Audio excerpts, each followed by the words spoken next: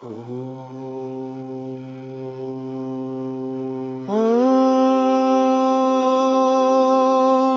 चण्डं प्रतिचण्डं करधृतदण्डं कृतरिपुखण्डं सौख्यकरम् कोकं सुखयन्तं विलसितवन्तं प्रकटितदन्तं नृत्यकरम्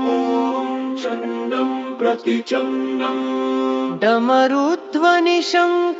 तरलवतंसं